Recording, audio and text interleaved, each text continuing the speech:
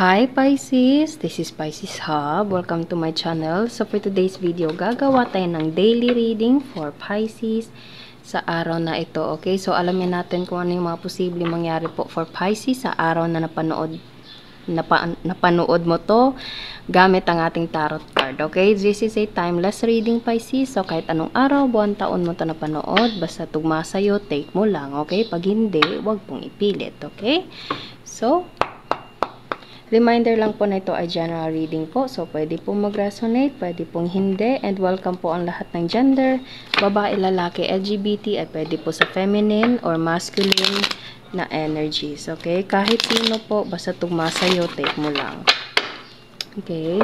So, alamin natin kung ano yung mga posibleng mangyari po for Pisces sa araw na napanood niya to. Mga gabay, mensahe, mga posibleng mangyari for Pisces sa araw na ito.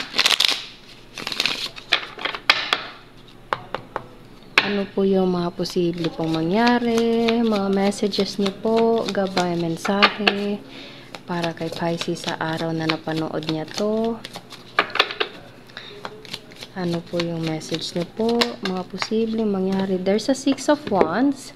There's something na recognition, there's something na pagtanggap, there's something na achievement, Pisces, there's something na certification, or kahit ano na merong na-achieve, okay? Merong na-achieve, and meron itong connection, something na victory, okay? Pwedeng ito ay diploma, okay? Pwede pong ganon, or promotion. 9 of Swords. Ano mo to, Pisces? Ukulan mo ng panahon, ng oras, especially mentally, Pisces, kasi 9 of Swords is someone na nag-iisip, okay? Nag-iisip ng anong tawag doon? Yung malalim, okay? Para na siyang nag-overthink for this 9 of Swords, okay? So, ano po ito? There's something na interaction, okay? And you want this to be like succeed,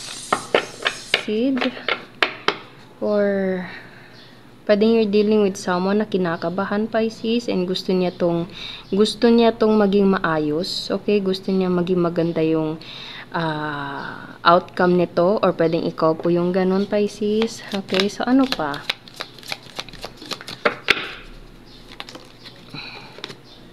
Eight of Pentacles. There is a para siyang ano pinag-effortan talaga to, Pisces. Pinag-effortan, binigyan ng a lot of energy, a lot of mentally, okay, thinking, efforts, okay, skills, okay. Pwedeng ito yung merong connection sa pera, pwedeng ito yung merong connection sa financial, sa trabaho, sa workplace, okay. Naririnig ko yung word na promotion, Pisces, okay. Pwedeng ito ay project na tinatrabaho mo, okay, and makakatanggap ka ng recognition, matatanggap mo yung achievement to this kind of work, or to this kind of kung ano man itong ginagawa mo, Pisces, with this 8 of Pentacles right here, okay?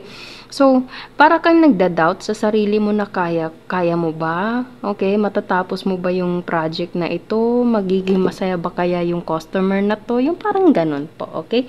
So, there's a 6 of Wands. There's something na achievement, there's something na pag-uusap, recognition, promotion, pwede pong ganun, okay? So, ano pa po? So, ano pa yung message niyo po for Pisces sa araw na napanood niya to? There's something na 7 of Swords. Yes, sobrang pag-iisip, sobrang parang pagre-research, okay? Ginagawa lahat, okay? Ayan o. Sa notebook niya, Pisces, merong nakalagay na book ideas. What is original anyway? Tapos meron tayo ditong blocked. It's either blinak mo to, blinak ka niya. Pwede pong ganun, okay? Meron pa, it's all been done. Why not? Copy, paste, repeat. people do it all the time. So, pwede pong ganun. Okay? So, pwedeng ito yung merong connection. Something na parang company mo, Pisces. Okay? So, gusto mong maging maayos, pero merong mga taong hindi siguro, parang hindi sila, anong tawag nito? Hindi sila nagtitiwala sa skills mo, Pisces, okay? And parang napapanghinaan ka ng loob pag ganun po, okay? So, there is something na parang pag-overthink for this type of career, na para bang, alam mong kaya mo, pero parang naaano ka, naaapektuhan ka sa mga sinasabi siguro ng ibang tao, Pisces, about sa trabaho mo, about sa work mo, about sa skills mo, okay? And pwedeng ganun yung nagiging parang outcome, okay? Pero ang unang lumabas na card, Pisces, is Six of Wands, recognition. Ito yung pinakaunang lumabas. So, dito tayo, okay. So, merong pumasok na another na situation dito, Pisces. Ikaw yung napili na gumawa ng project na ito. Ikaw yung napili gumawa sa kung ano man itong career or something na anong tawag doon? Yun nga, parang project, Pisces, in sa'yo ipinagkatiwala. Okay? Ikaw yung pinili, alam ng tao, alam ng company na kaya mo. Okay? Pero yun nga, may mga tao dayo dito, may mga sitwasyon, pwedeng ito yung workmates mo na parang taas kilay silang, parang hindi sila naniniwala, hindi sila, siguro, ano ang tawag nito, parang hindi sila nagtitiwala sa skills mo, okay? So, wag mo na lang silang pansinin, Pisces, wag mo na lang silang pansinin, mag-focus ka sa binigay sa'yo, kasi ikaw yung napili, ibig sabihin, nagtitiwala sila sa'yo and alam nilang kaya mo, okay? Ikaw yung best option to do this job, Pisces, okay? And yun yung isipin mo, wag ka nang mag-overthink, gawin mo yung dapat mong gawin, ipakita mo sa kanila yung magandang result, Pisces, okay?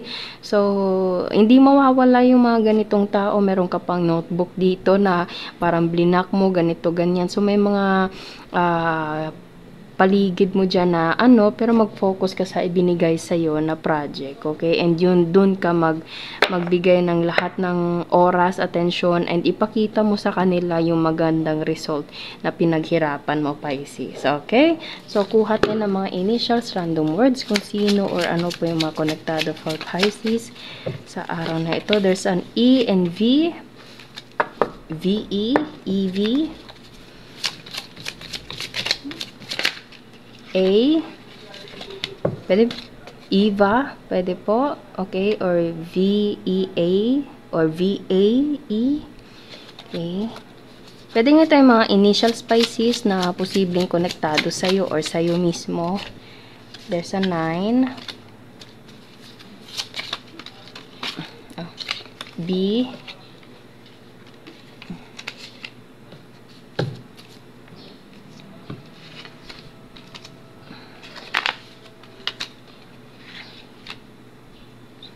ano pa? Kuha pa tayo ng mga initials po. Ano pa po? There's a Q, Y, 7, and sunshine. Okay, so meron tayo dito yung dalawang numbers na 9 and 7. Okay, and mga initials B, V, E, A, Q, Y, and then there's a sunshine right here. Okay, so yun po ang ating reading for Pisces sa araw na ito. Naway nagustuhan niyo po. Huwag niyo po sanang kalimutan na mag-like at mag-subscribe po sa ating channel and click the bell button para ma-notify po kayo sa next videos na i-upload natin. Okay, so thank you, Pisces, and God bless.